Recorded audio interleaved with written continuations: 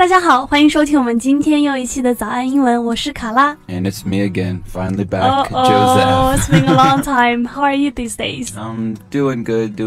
Glad to be back in Changsha. 就是好久不见的烈火老师啊。So what's the topic for today?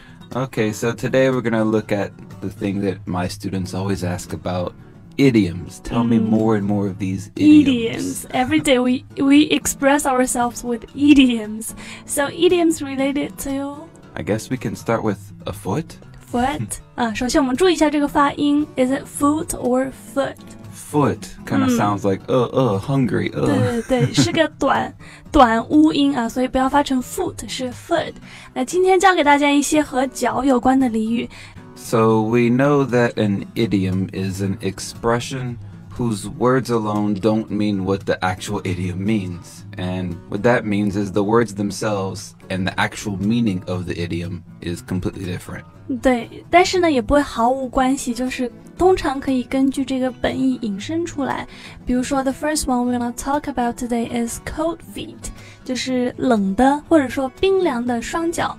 So, when your feet are extremely cold, you are not really moving. Right, so when we talk about having cold feet, what we want to talk about is that someone hasn't been able to make a decision, or maybe they're very hesitant about making the decision, and so they kind of just stay in one place, and they want to run away, but not go forward.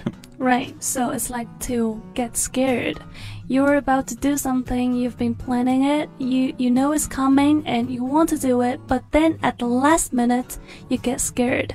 You want to back away. 那么中文呢，我们可以翻译成叫做临阵畏缩，或者说事到临头了却打退堂鼓。Right, so one example I can think of is if you would say, oh, I have a toothache and, not really excited about going to the dentist.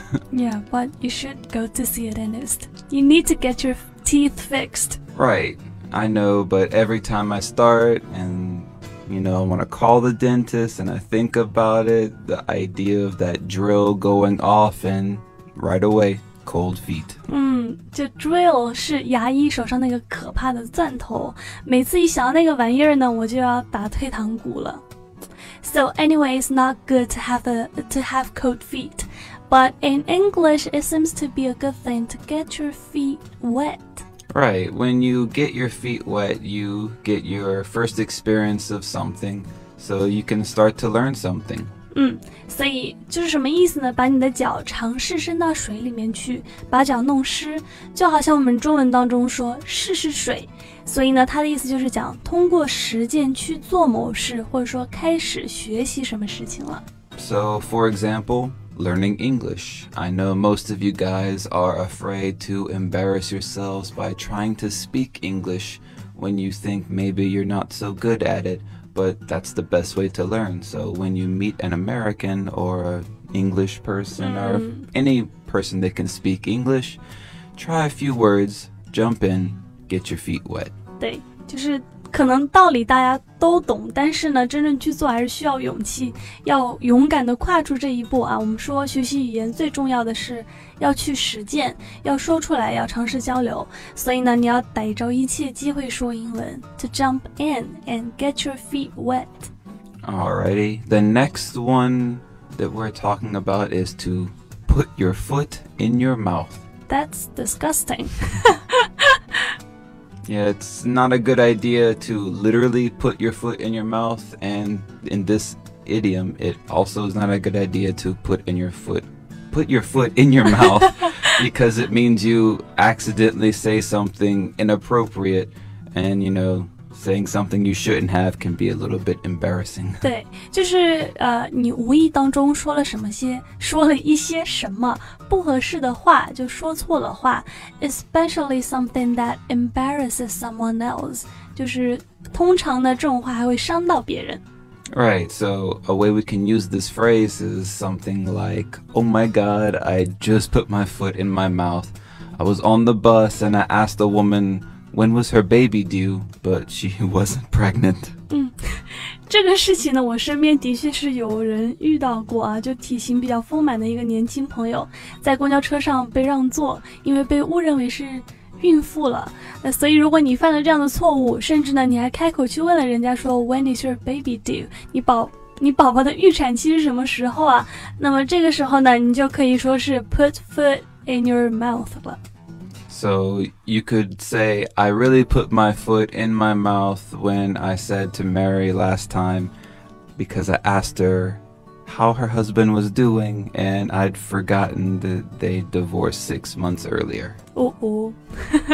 Okay, now the last one. 最后一个呢，它不是真的含有 foot 这个词，但是也是和 foot 有关的 shoe 鞋子。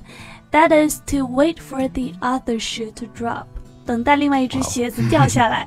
So I remember there's a story behind it, right? 就是说什么楼下这个人每天都听到楼上的人拖2只鞋丢在地上，砰砰2声，觉得非常的烦人。但是呢，有一天他只听到了1声丢鞋子的声音，然后他就一直在等另外一只鞋子掉下来的声音。So I guess you know the story better than me. Well, I heard that the story comes from New York City, but I'm not sure because, I never did research. It's just what I've heard. But in the late 1800s and early 1900s, when everyone was living in large buildings, these apartments were so crammed with families and other people that were not very, warm. They were poorly insulated. So when your neighbors would come home, above you, you can hear everything they did, including when someone would walk in, take off their shoes from returning to work.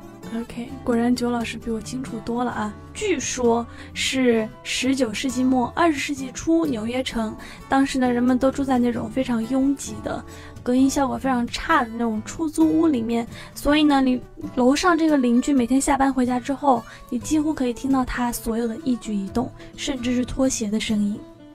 So now, if you are used to hearing 2 shoes drop every day when someone comes home from work, and they come home one day and you only hear 1 shoe come off, you're in your apartment, waiting underneath, listening for the other shoe to drop. 所以说鞋子砰的一声丢在地上，这事儿本来是烦人的，但是呢你都已经习惯了，每天砰砰2声，结果他只丢了1只，那这个时候呢你就等着另一只鞋掉落的声音。So what does this idiom actually mean? It would just mean waiting for the next or especially the final thing to happen, especially in a not good situation, something kind of bad. 就等待着下一个事件，通常是那种难题，等待着它发生。可以怎么用呢？比如说有的时候你觉得自己真的很背时，就倒霉的事情一件接一件，你就很崩溃，就很破罐子破摔。For example, you get up a little bit late on a weekday morning and you need to get to work on time, and then you find out you locked your keys in your car. You have a flat tire, you think you have bad luck, so you could say, oh my gosh, I'm just waiting for the other shoe to drop. Right. Depressed people can even feel sad about good events because they always seem to be waiting for the other shoe to drop. 对， They're trapped in some kind of loop or spiral of depression. 对， Yeah. 这个就是讲患有抑郁症的人呢，即使是面对好的事情，也会有不好的感受。所以呢，因为他们潜意识里面总是在 waiting for the other shoe to drop， 就是在想着下一件不好的事情什么时候会发生在我身上呢？ Hello, welcome to Morning English. 早安英文呢是一个为大家免费提供英语教学的频道，每天都会更新。如果你想获得关于英语听说读写的内容，我们都会在这个频道更新。